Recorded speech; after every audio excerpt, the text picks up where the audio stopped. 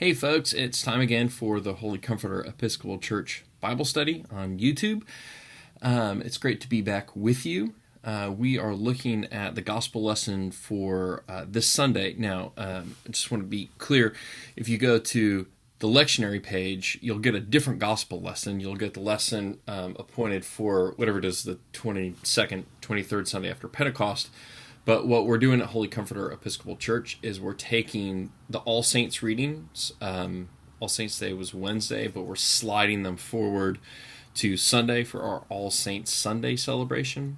So what we're looking at, we're going to look at the gospel lesson only today, and that is the Gospel of Matthew, chapter 5, verses 1 through 12. The Gospel of Matthew, chapter 5, verses 1 through 12.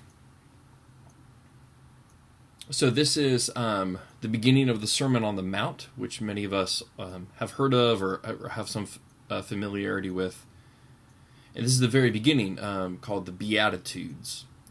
So I'm going to read it, and then I have some comments to make about some of the stuff that comes up in the Beatitudes. So Matthew chapter 5, verses 1 through 12.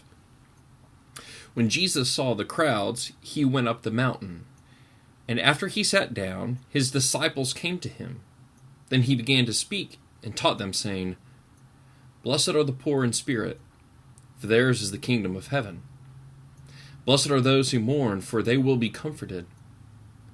Blessed are the meek, for they will inherit the earth. Blessed are those who hunger and thirst for righteousness, for they will be filled. Blessed are the merciful, for they will receive mercy. Blessed are the pure in heart, for they will see God. Blessed are the peacemakers, for they will be called children of God. Blessed are those who are persecuted for righteousness' sake, for theirs is the kingdom of heaven.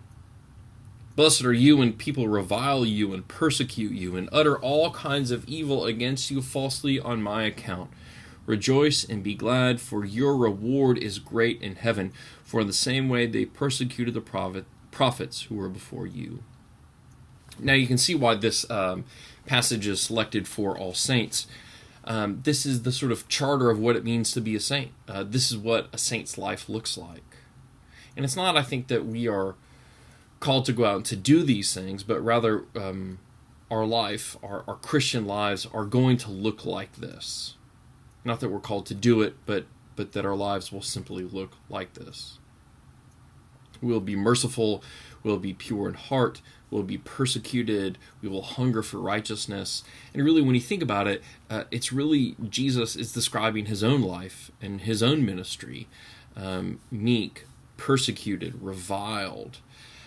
This is the sort of, it's a reminder then that the saints of God are supposed to mirror the life of Jesus. In my sermon, I'll give you a sneak peek to my sermon. I'm going to be talking about the mirror reflex. Y'all have heard about the mirroring reflex, is that if I yawn, which I'm not going to do right now, I'm going to try not to yawn. If I yawn, you're going to yawn. Maybe you're yawning right now, even just thinking about it. That's called the mirror reflex. And there's something in us that when we see somebody else yawn, I've even seen my dog yawn, and I've yawned.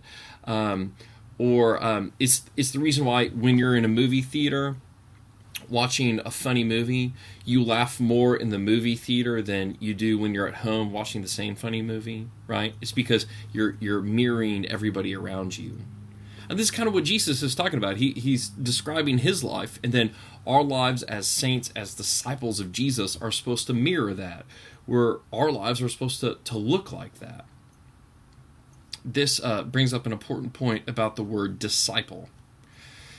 We oftentimes translate that as just follower, like a disciple is just a follower, but it means more than that. It also means like an apprentice or a learner. So think about it that way, that we are Jesus' apprentices. We are learning the craft from Jesus. Think about I don't know why I think of blacksmith, right? So you have a blacksmith and they have an apprentice. Or somebody's been to my house who's an electrician and they've brought their apprentice with them. It's interesting, right, is that you don't learn how to be an apprentice, or you don't learn how to be an electrician by reading a book about it. You don't sort of cognitively understand all the things that it takes to be an electrician. You learn from the master. You follow the master around. The master sort of shows you how it's done, and that you learn under the master's sort of watchful eye.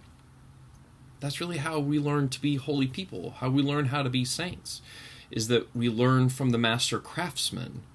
So it's important, yeah, sure, we pick up our Bibles and we read them and we learn about Jesus, we learn about the life of God, and sort of how God wishes us to live, but really we learn how to be saints by mirroring Jesus, by being Jesus' apprentices. So think about that in the ways then that you are being an apprentice and learning how to live a holy life. This question also then makes another turn. It's that how are you being a master craftsman for somebody else? How have you brought somebody else under your wing as an apprentice to show them the ways to live a holy life? I mean, I think about parents like myself, that we are teaching our children the craft of being human, the craft of being a Christian. And it's not like I sit down and I tell our daughter, here, read this book, you need to learn how to be a Christian. No, she has to watch me do it. She has to sort of understand that I'm going to go say my prayers, that I'm going to church, that I'm going to give and serve because of my Christian faith. I don't just tell her those things, I show them to her. So think about that. Who have you learned the craft from? Who has been that saint in your life? Then who are you passing on that craft to? So those are my reflections for this Sunday, for All Saints Sunday. I pray that all of you continue to learn the craft of holiness, the craft of being one of Jesus' followers, and that you too pass along this holy and beautiful craft. Thank you. Be in touch. I love to hear from you.